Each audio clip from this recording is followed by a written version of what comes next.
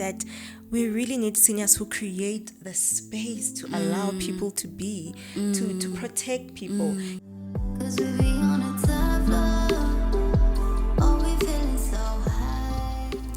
Hi guys, welcome back to my YouTube channel. My name is Khensani and I bring you faith, education, wisdom, and lifestyle content. Please don't forget to comment, like, and subscribe. Guys, I am so excited for today's video. I am super excited. I have the most amazing lady I've met, guys. I think she's so enchanting and she's so authentic. And I saw this about her first and foremost when we used to serve at Every Nation at Wits. Yeah. That was a long time ago. That was a long time ago. Yeah. We were both babies. Right? It feels like a lifetime ago. And so much has happened then. I was watching you. Yeah. Yeah, so let me introduce our guest today. Her name is Zintathu Mazamane. Zintathu is a managing director at Nzeru Development Solutions, which is a 100% Black and female-owned company. Zintathu is a holder of a Bachelor of Science in Urban and Regional Planning, honors in Urban and Regional Planning, and has completed coursework for Master of Urban Studies. Welcome, sis. Thank you so much for having me. I'm so excited to be here. Yes, it's such a pleasure. It's such a pleasure. So it's the first time I think I'm having somebody. No, it's not the first time. I had Swanda, who's a mining engineer. So you are also somebody who comes from a completely different field, and which is planning. Yes. And I just wanted us to discuss more about that. So tell us what it is that urban and regional studies contains. Like, what do you guys do? Okay, so I'll tell you about the degree, which is what I studied, but I'm not a practicing urban planner or town planner. Okay. But the course itself is about planning for cities, economies, infrastructure, and basically to support the well-being of people. So what we'd normally look at in urban planning is how, infrastructure should be designed in such a way that it supports people to find jobs, to live, a well-off life. And so that would normally include various fields in environment, in property studies. It would include economics as well, because you need to know how or to understand how that actually works so you can better support people. So planners are actually the middle guys who have to understand all those professions and come up with plans, policies, and programs that actually support cities to function, to generate revenue, to develop economic infrastructure that actually supports people's livelihood and well-being, but also to allow people to actually just enjoy being in cities, to be safe,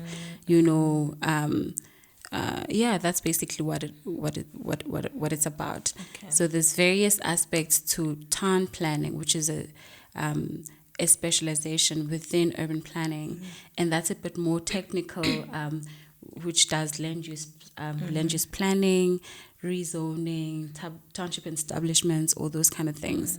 But I work in a completely different space than what I studied, I'd say. If anything, what I got from my degree was being able to critically analyze data, to think critically about challenges and find innovative solutions to those development challenges. So that's the space that I'm mostly in now. Okay. Yeah. Interesting. Before we started the video, we had a discussion if there's a difference between urban planning and town planning, because I'm used to the aspect of town planning because we work a lot with town planners, and you explained it to me so well that I got to understand the concept of urban planning. Yeah. So I thought you could tell us why you left corporate and started Zeru. Sure. I thought, I always wanted to start my own company, and I thought that would be something I would do 3-5 years down the line when I've accumulated enough experience, when I'd also saved up capital to actually go out on my own, but also when I've established networks to find business. but things happened a little bit differently than I thought, and it felt like a whirlwind. So last year, if I can just give you a backstory, I did share a bit about it as well on the gram, which is where I'm mostly active. So last year, around August, just end of August, I woke up one morning and I called my friend. I was like, "Hey D, how do I register a company? You know, it's something I've been wanting to do for so long." And so D is like, "Yeah, sure, Z, I'd really like to help you. Let's talk about it during lunch." So I go to the office for the day, and it was when we just come out of, the tough lockdown. And then we were called into office that day. When I get to work, just before, I look at my emails and stuff, I'm called into HR, and they're telling me that the employer has, some, what do I call it, charges against me, like instituted charges against me. And when I had a look at them, they might actually lead to dismissal, right? And they then told me that I had a right to respond, but only at a hearing, which would be in 2 days. Shucks. Yeah, so we went into that hearing process. It lasted for 2 months. It was a long, tiring fight that I had, and that was followed by a CCMA case as well, conciliation, and then arbitration, which just ended recently. In that time, I knew they were out for blood, and I knew I was going to lose my job because we had a history with them, right? So this was a way of them finally getting rid of me. And I was so scarred and I was so tired. And I was not imagining going back to corporate again, especially working for someone else. And in the line of work that I am, you get a lot of white companies. But at the time, I didn't want to work for white people, or anyone for that matter. It's true. This is so interesting. Yeah. We just did a video on employment law. Is it? So all these things are coming out, and I'm like, okay, CCMA and disciplinary hearings and unfair treatment. Dismissal. And there's people who don't dismissal. even know what CCMA is. Yeah. I'm like, you're so privileged if you don't know that. And it's good that you never have to know that. And then now you're telling us that, and then we also spoke about discrimination on the basis of race. And now I'm hearing these things, and I'm just like, wow, actually, almost every single thing is It happens interlinked. more than you ever know, and we don't talk about it, which is why I'm even sharing about it, because it's such a real thing. And when I started opening up about going to CCMA, there's so many people, even my closest friends, who had actually gone through the process, but they'd never told me. And, so, as I was going through that, I obviously had to find employment. I had to, think about how I would support myself, and I just bought a car a year before then. Actually, on the same year, Peanut was a couple of months old by then. Yeah. And I'd always worried that it would get repossessed and whatnot. So I'm like, how do I continue supporting myself, paying for my lifestyle, paying for all these things that I accumulated? And in the same year, I'd gone back to school for my master's. So I was forced to take a salary cut because the employer wouldn't give me study leave. Then I just settled for unpaid leave. Now I'd gone into debt and I needed to repay that. So I'm like, how do I support myself still? Sure. And the only way I saw fit was to start a company. And that's how I got here today. So, wow. Yeah. I think, sometimes you hear people saying, I started a company, and you don't know the story behind them having started one. And now to see the labor that actually produced Nzeru. Yeah. What does Nzeru mean? Nzeru means wisdom. It's a Chichewa term for wisdom. Nice. Yeah. So Chichewa is a language spoken in Malawi. Okay. I visited Malawi in 2017, Okay. and they were the kindest people I've met, the wisest people I've also, gotten to meet. Because the country is so poor, you never think, people have anything to offer, but it's the safest place I've ever felt at, and it felt like home as well. So I was like, no, man, through my company, I want to offer wisdom. I want to offer valuable insights, or to interpret data into valuable insights that would then add value for my clients. And that's how Zeru, the word Nzeru came about. Okay. And what do you guys do? Because you just mentioned Yeah. that you interpret data and Yeah. so what do you guys do? So Zeru, we're an economic advisory services firm, right? We do that for private sector, for government as well, and that would often, or the deliverable, the end product after that would be a feasibility report. It would be a business case or business plan. We also do some policies and financial or economic models. So what we do, or what's at the crux of the work that we do, is basically use data to determine if a business will be profitable or a project will be profitable financially, will be viable economically, environmentally, it won't have dire implications to the environment, to the people. That's what we do. Yeah. Interesting. I think what I get is that the center of what you actually do is people. If you are taking care of whether a project will be successful, it's that it has an impact on people, environmentally, like you said, economically, it has an impact, so I think that's really good. So what would you do differently in Zeru? What do you want to do differently in the way you treat your employees, bearing in mind of the ordeal that you went through with your previous employer? Sure, that's a good question. But man, I think, I'm myself. I always say I'm myself, and I don't want to be in an environment where I feel like I need to change who I am or need to be uncomfortable to conform just to suit this image that people have of me.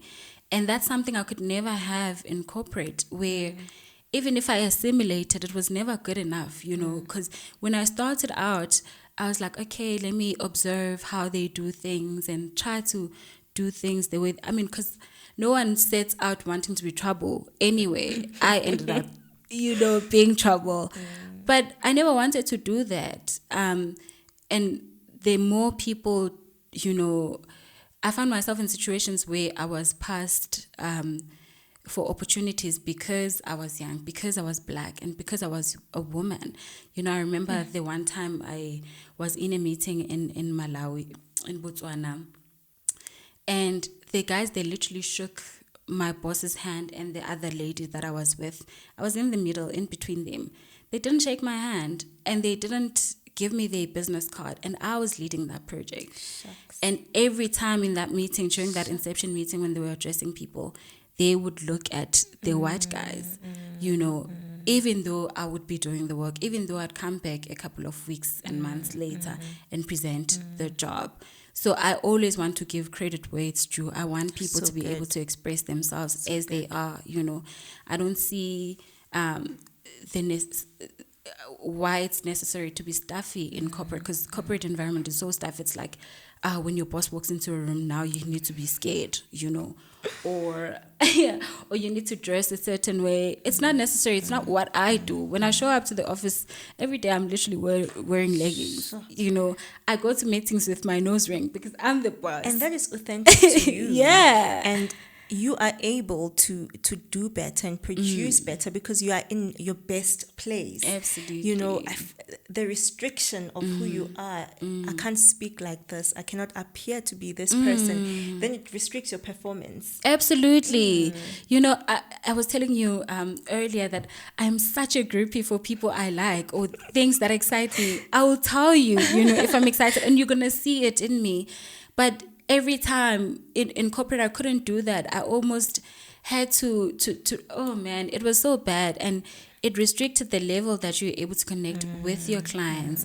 And last week, I went to a site visit in East London, and we were joking around with the people. There was a mayor for the municipality that I'm working with, and we're busy teasing each other. They would even say, I need to go and wear the ANC t-shirts for campaign for door to door. I'm like, hell no. But I'm able to be myself and even converse with people in ways that are comfortable to me. If I'm excited about something, I'm going to express that. I'll share a joke here and there. I love that. I love that. I feel like what you've been saying all along, and even from previous guests on the channel, is that we really need seniors who create the space to allow people to be, to protect people. You know, if your boss can see that your hand was not shaked at that moment, it was like, she's actually heading the project. This is the person you're meant to speak Absolutely. to. You get me? Right? This is your direct contact in this matter. You know, it's the space that has to be created. Absolutely. And then because they have, for example, they already have names that precede them, or they are well known in the industry, when they are the only ones who can introduce young people into the industry or the profession. So when they come in and they don't create that space, there's no way that you get ahead. Their peers are going to respect you or treat you in the way that they're supposed to treat you. Absolutely. I couldn't agree with that more. You know, I've been like, I'm so grateful for where I am now, because I'm connecting with people who are actually making room for me to thrive. There's no way I would be where I am today, and I mean, I'm not even close to where I want to be. But there's no way I would have made it this far if it wasn't for people who are much further than me making room for me. So like good. There's a So guy good. I work with, the company I work with in KZN.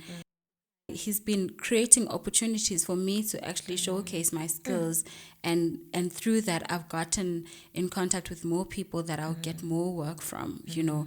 And it doesn't take away from anything that he does. He doesn't see me as threatening. Yes. Instead, it amplifies his brand, because now I can partner with him. I'm in a much better space economically, or financially rather, to be able to support myself, and I can partner with him even more.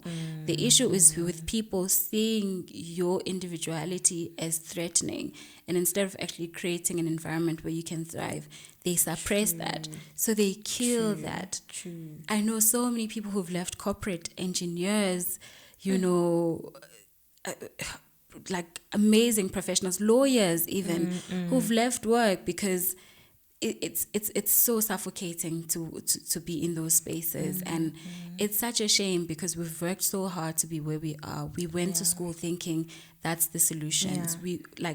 We've been, you know, dreaming to be in the spaces that we were in corporate. I remember Facebook reminded me of you know, a status that I'd written, and I said, it doesn't get better than this. And that was after I'd just been appointed to work at the at my previous employer's you know, company. And I was so excited, and I thought, this is a dream come true. This is an answered prayer. But that answered prayer just turns into something toxic and suffocating, and that's because of people. That isn't because of the blessings that you have, but the people turn that into something that you can't tolerate anymore. You know, so it's so unfortunate. But there is also an alternative, like you said. People can actually create environment for you to thrive by saying, no, she is a valuable member of this team. You will be, you know, contacting. She's the point of contact. You need to give her the respect that she deserves, and it doesn't take away anything, you know. But now you just need to sit there uncomfortably asking yourself, am I the only one seeing this, you know? So that's. I like the fact that you are taking practical steps to protecting the youngsters coming in, and you've noted the wrong stuff, or the bad stuff from your previous employer that you don't want it to repeat in your own space, you know. And one of the reasons why we have this platform is for that, you know, to mentor young people coming into these professions, so they know that there's support. They know that we want a space where people are not suffocated for wanting to be in these careers, you know. And you're doing that so well. Like, can I just commend you as well? Because you focus a lot on the guests, but like, you're doing amazing work. And I remember when you started, it's not easy. It's a thankless job. And sometimes you might even think, who's watching? But we out here, we watching, we see you. Keep doing the work. Thank you. I think the reminder for me always is, your aim is to educate. You know, when you started, I wasn't thinking money. You know, the motivation has never been money. I would get, like, I'm just a sharer. You know, I'd get sleepless nights just saying, no, people need to know about this. Why haven't we spoken about this? You know? Right? No, Okay. absolutely. So let's move away from the serious stuff now and get into some lighter things. Yeah. Because another thing that made me move towards you was the reading. You're an avid reader, and Nami, I was like, I'm getting into this reading Yeah. thing. So what is do you have a favorite book? Okay. It's a difficult one because it changes all the time depending on what mood I'm in. Okay. Or as I read, then I'm like, oh my goodness, I really, really like this. But the one book that really caught me at a time where I needed it most was Malebu Sipodi's Misbehave. Okay. Malebu talks a lot about, the struggles that she faced in corporate, and she also left corporate to go do some work in NGOs.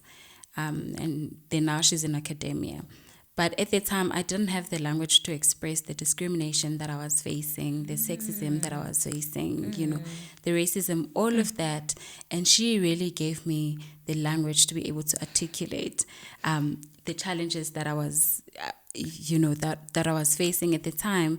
And the book is so accessible that even if you didn't do sociology or the politics of identity, you're still able to understand why certain things are wrong, that when they're happening to you, it's not your fault, that society is just really messed up. So, and it was my saving grace, and Malebu is unapologetically herself, even in the book. And I thought, oh my goodness, that's me. And I'd never been able to find myself in books because a lot of times they're written in different contexts or for different audiences. So that's definitely the one book that I'll always recommend. Oh, nice. Yeah. Awesome. I would like to read that as well. I would like to read that. And I feel like you've already covered it. I wanted to ask the most important lesson you've learned from a book. Okay, you said I've covered it, right? I don't know. I feel like she did. So yeah. Maybe. But I think for me, books have always been an escape because life is really hard, and having grown up in rural areas and townships in a one room, being in cahoots with your parents, because as a teenager you fight with your parents and you just don't like anyone all your life. Well, that was my experience. So books were always an escape for me, and they were always the one place I could have those experiences I saw on TV that I longed for, go to the places that were not accessible to me at the time, and they could help me move beyond where I was. Because literally, our house later on was across Ispoti, like a Shibin, and that's the life I knew, and boys, and that's it. That's all you talk about. That's with what people you were around. exposed to. Yeah, I didn't know anything else. And drinking. So I had to think beyond that. I wanted a life that was different from that. And it was through books that I actually got to know that there was... And you came out. I'd like to think that I'm still coming out. You never arrive. That's the I thing. guess. You never arrive. It's That's always... good, yeah. You're always becoming... You get to one point, you're like... Actually, the girl. there's a next level. Yeah. And you're like, no, I'm still going. I'm still going. No, absolutely. I thought another thing I wanted to highlight about you was your vulnerability. You're very vulnerable. Like, I see your posts. I'm like, how's this girl saying these things on social media? Right? And I just love that about you. So I thought I should just let you know I love it because it just highlights how human we are. You bring that safe space onto the media for us. Thank you for that. Like, I can promise you, most of the times when I post things, I am nervous. And I am scared. Cause I'm like, am I sharing too much? Or they would be like, my family would be like, I'm not sure about that. I remember even when I was about to get fired at work and I shared about that, my brother called me. He's like, what are the employers going to think, Sure. But I realized that life is so hard and we experience all these challenges that we tend to filter out on social media, and that put so much anxiety on me, and it felt like I was living a lie because everything seemed so perfect there. And I'd have kids at church coming to me to say, oh, Zintathu, you inspire me so much and whatnot. But it felt fake, because I'm only putting out the Yeah, positive yeah, things there, yeah. the nice life Yes, there. yes. But there were other challenges that I wanted to talk about. And as a child comes to you to say, oh, you inspire me so much, that's not the right time to be saying, well, actually, the backstory behind that picture is, you know. Yeah, So then I yeah. made the conscious decision to actually Sure. post the not so great stuff. Even though a good. picture looks pretty, even though it looks like I'm having the best of times, there's always a backstory that doesn't necessarily look as perfect. So, yeah, and I've had more people now coming, even people my age mates, you know, they'd say, oh my goodness, I go through the same thing. Oh my goodness, Sure. yes, I feel like I'm a fraud when I do such the simplest tasks. And for me, that's what matters. Sure. Yeah. That's beautiful, guys. That is so lovely. Thank you so much, Zay, for coming. You're an absolute pleasure. I wish you Yeah. all the best with Nzeru. You guys, we discussed what Nzeru Development Solutions, yeah. Development Solutions actually does. We got a bit into urban and regional planning for those interested in a different field other than law, guys. There's so many industries Yeah. out there to get into.